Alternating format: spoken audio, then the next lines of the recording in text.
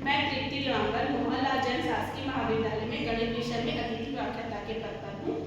आज हम BCA first semester के डिस्क्रीट मैथमेटिक्स में डिसजंक्टिव नॉर्मल फॉर्म में डिस्कस करेंगे। तो डिसजंक्टिव नॉर्मल फॉर्म पढ़ने से पहले हम मीन टर्म्स पढ़ेंगे।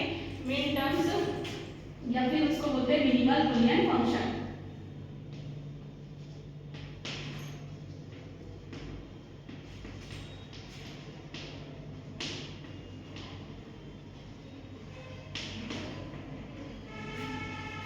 Minimal Boolean function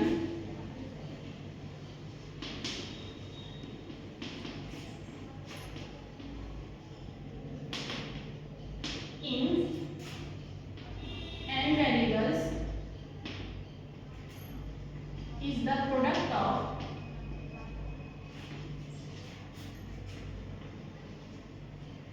n letters x1 bar, x2 bar, x3 बार, xn बार। ठीक है, कोई मिनिमल बुलियन फंक्शन x1 बार, x2 बार, xn बार का प्रोडक्ट होता है, जिसमें xi बार या तो xi होगा या फिर xi का कॉम्प्लीमेंट। जैसे एग्जांपल के लिए अगर हम टू वेरिएबल्स लेते हैं, टू वेरिएबल्स लिए x1 एंड x2, तो इस x1 को रिप्रेजेंट करने के हमारे पास दो तरीके हैं। या तो हम x1 को x1 से या फिर x1 कॉम्प्लीमेंट से रिप्रेजेंट करेंगे। वैसे x2 को रिप्रेजेंट करने के दो तरीके हैं, x2 को या तो x2 या फिर x2 कॉम्प्लीमेंट से रिप्रेजेंट करेंगे। तो इसके मीन दो वेरिएबल्स के लिए मीन टर्म्स हो जाएगा x1 into x2। Mean terms होता है प्रोडक्ट ऑफ n लेटर्स। तो अगर टू वेरिएबल के लिए तो product of two variables mean terms हो जाएंगे x1 इंटू x2। और दूसरा मीन टर्म्स देखेंगे तो यहाँ x1 इंटू x2 का कॉम्प्लीमेंट, नेक्स्ट उसके बाद x1 का कॉम्प्लीमेंट, x1 कॉम्प्लीमेंट, x2 का कॉम्प्लीमेंट।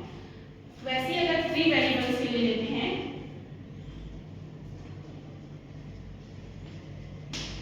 थ्री वेरिएबल्स लिए मान लो x1, x2, x3। तो x1 को हम दो टाइप से रिप्रेजेंट कर सकते हैं, x1 और x1 का कॉम्प्लीमेंट। वैसे x2 को x2 का कॉम्प्लीमेंट, x3 को x3 का कॉम्प्लीमेंट। तो इसके मेन टर्म्स होंगे,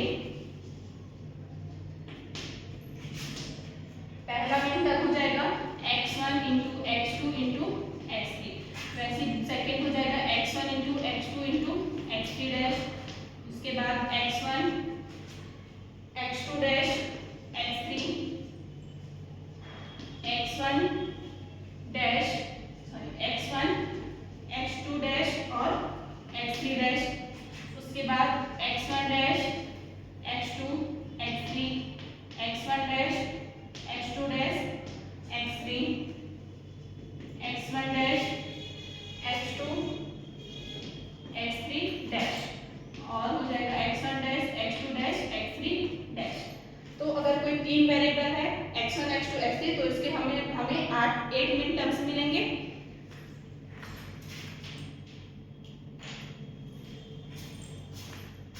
इसके बाद है बुल्स थ्योरम। बुल्स थ्योरम होता है कि अगर हमारे पास n वेरिएबल्स हैं तो number of minimal Boolean function या फिर मीन टर्म्स हमारे पास 2 टू पावर n। तो the number of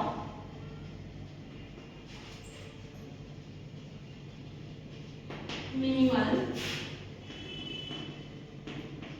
Boolean function in n variables is 2 to power n। अगर हमारे पास n वेरिएबल्स है तो उसमें number of minimal Boolean variables minimal Boolean function 2 to power n होंगे। जैसे हम देखते हैं यहाँ पर अगर 2 वेरिएबल लिए थे तो हमारे पास min term 1 2 3 4, 2 to power 2 is equal to 4 मिन टर्म्स मिले। और वैसे 3 वेरिएबल्स लिए तो यहाँ पर 2 to power 3 is equal to 8 min terms मिले। ठीक है, अब उसके बाद देखते हैं disjunctive normal form.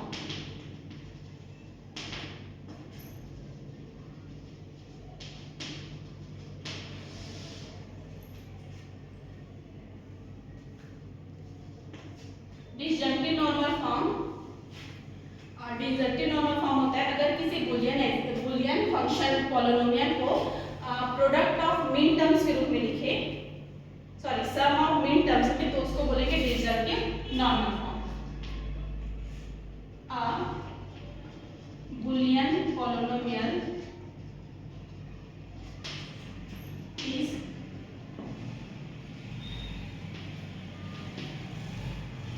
written as if the Boolean polynomial is written as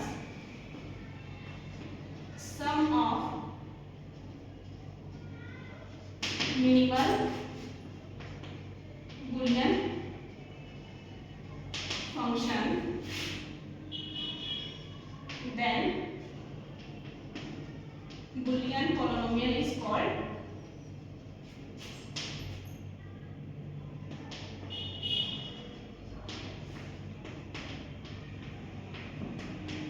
disjunctive normal form। ठीक है, इसका एग्जाम्पल देखते हैं। जैसे हमारे पास अगर 2 वेरिएबल्स लिए तो मीन टर्म्स का सम वो कहलाएगा डिसजंक्टिव नॉर्मल फॉर्म। तो 2 वेरिएबल्स x1 x2, इसमें हम ले लेते हैं x1 into x2 dash plus x1 dash x2 dash, तो ये हमारा हो गया डिसजंक्टिव नॉर्मल फॉर्म। अगर 3 वेरिएबल्स में लेते हैं x1 x2 x3, तो इसमें sum of min terms x1 x2 x3 plus x1 dash x2 dash x3 plus x1 dash x2 x3 dash, sum of min terms, ये कहलाएगा डिसजंक्टिव नॉर्मल फॉर्म। अब उसके बाद देखते हैं complete disjunctive normal form.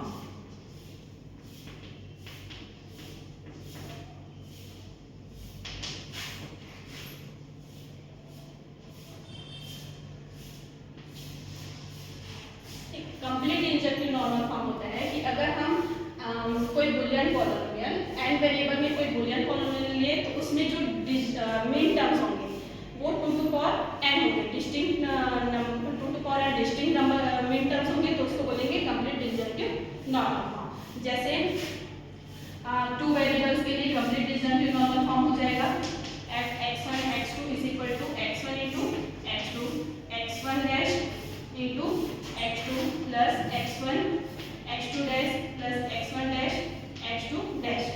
2 variables के लिए हमें मीन टर्म्स मिले थे, 4 मीन टर्म्स मिले थे, इन चारों मीन टर्म्स का सम वो कहलाएगा कंप्लीट डिसजंक्टिव नॉर्मल फॉर्म। वैसे 3 वेरिएबल्स के लिए लेंगे x1 x2 x3, तो ये हो जाएगा x1 x2 x3 plus x1 dash x2 x3 plus x1 x2 x3 dash x1 x2 dash x3 plus x1 x2 x3 dash, फिर उसके बाद x1 dash x2 dash x3 x1 dash x2 x3 dash x1 dash plus x2 dash x3 dash. ठीक है, sum of min terms complete disjunctive normal form कराता है। 3 variables के लिए 8 min terms का sum complete disjunctive normal form का example है।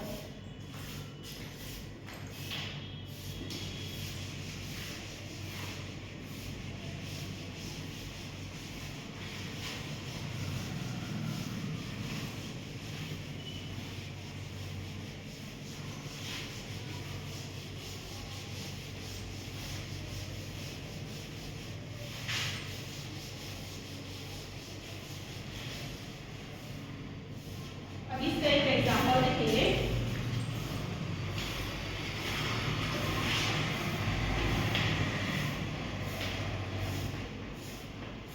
Express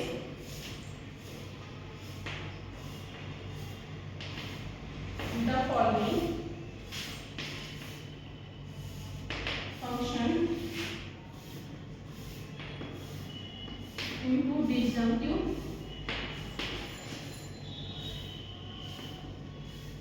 normal form। f of x y z is equal to x into y dash plus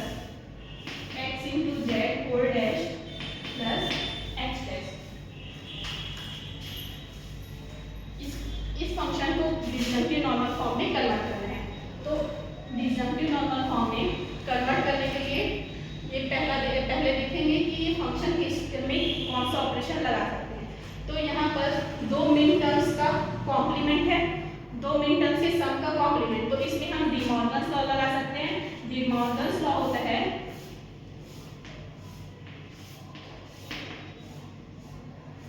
a plus B whole complement is equal to a complement into b complement.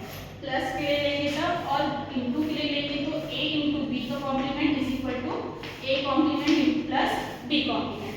तो यहाँ दो मिन terms के सम का complement है, तो इसमें first वाला डी मॉर्गन्स लॉ लगेगा। इसमें ये हो जाएगा x इंटू वाई का complement whole complement plus x into Z complement plus x dash. ठीक है, अब इसमें x into Y dash whole dash, ये इसमें सेकेंड वाला डी मॉर्गन्स लॉ लगाएंगे और इसके लिए भी सेकेंड वाला डी मॉर्गन्स लॉ। तो इसमें ये हो जाएगा x complement plus y complement whole complement plus,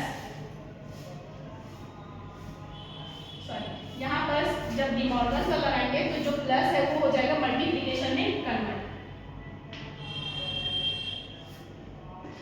अब उसके बाद इसमें डी मॉर्गन लॉ लगाएंगे तो ये हो जाएगा x dash plus z dash plus x dash. अब उसके बाद नेक्स्ट स्टेप x डैश, यहाँ पर है y डैश होल डैश, इसमें हम लगाएंगे आइडेंटिटी लॉ। आइडेंटिटी लॉ होता है a complement whole complement is equal to a। तो ये y कॉम्प्लीमेंट होल कॉम्प्लीमेंट हो जाएगा y और वैसे यहाँ हो जाएगा x dash plus z dash plus x dash. अब ये प्रोडक्ट ऑफ टू फैक्टर्स है, इसमें क्या है x कॉम्प्लीमेंट और x कॉम्प्लीमेंट दोनों में सेम है, तो इसमें हम डिस्ट्रीब्यूटिव लॉ लगाएंगे। तो डिस्ट्रीब्यूटिव लॉ से ये हो जाएगा x complement plus y into z dash और यहाँ है x डैश। इसमें लगाए डी मॉर्गन्स लॉ जो होता है a plus b a plus c is equal to a plus b into c। अब उसके बाद इसमें लगाएंगे कम्यूटेटिव लॉ। कम्यूटेटिव लॉ से ये हो जाएगा y into z dash plus x dash plus x dash. Commutative law होता है a plus b is equal to b plus a। अब इसमें क्या है x डैश और x डैश दोनों x डैश दो बार है रिपीट हुआ है, तो इसको हम आइडेंटिटी लॉ से एक बार लिखेंगे। तो इसके लिए पहले एसोसिएटिव लॉ लगाएंगे, तो एसोसिएटिव लॉ से हो जाएगा y into z dash plus x dash plus x dash. Associative law होता है a plus b plus c is equal to a plus b plus c। अब यहाँ आइडेंटिटी लॉ से हो जाएगा identity law a plus a is equal to a से ये हो जाएगा x डैश, तो y into z dash plus x dash.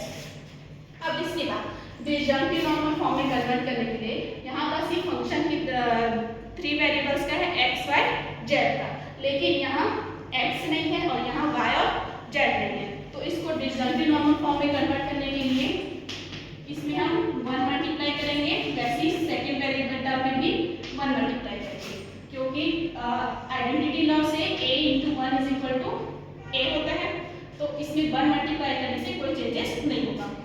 अब इसमें हमारे पास x नहीं है, तो इसको हम 1 को लिख सकते हैं x plus x dash. Complementary law से हो जाएगा, कॉम्प्लीमेंट्री लॉ होता है a plus a dash is equal to 1, तो 1 को हम x प्लस x डैश लिख सकते हैं। वैसे ही यहाँ y को इंक्लूड करने के लिए y plus y dash.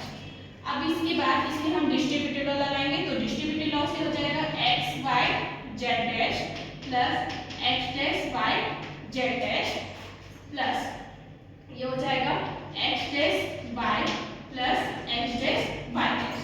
Distributive law लगाए, डिस्ट्रीब्यूटिव लॉ होता है a into b plus c is equal to a into b plus a into c। अब उसके बाद इसमें z नहीं है, इसमें भी z वाला टर्म नहीं है, तो इसमें हम 1 मल्टीप्लाई करके z को इंक्लूड करेंगे, तो ये हो जाएगा x dash y z dash plus x dash y into 1 plus x dash y dash into 1। उसके बाद नेक्स्ट स्टेप में 1 की वैल्यू पुट करेंगे z प्लस z डैश, तो ये x dash y into z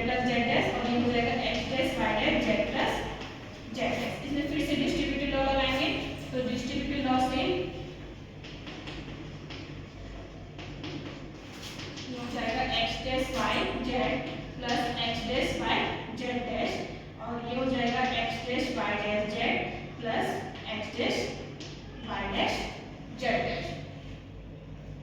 अब इसमें जो टर्म्स रिपीट हो रहे हैं उसको हम आइडेंटिटी लॉ से एक बार लिखेंगे। तो इसमें देखते हैं ये एक ही बार है एक्स वाई जेड डैश, अब उसके बाद X dash Y Z dash और X dash Y Z dash, ये रिपीट है तो इसको हम एक ही बार करेंगे आइडेंटिटी लॉ से।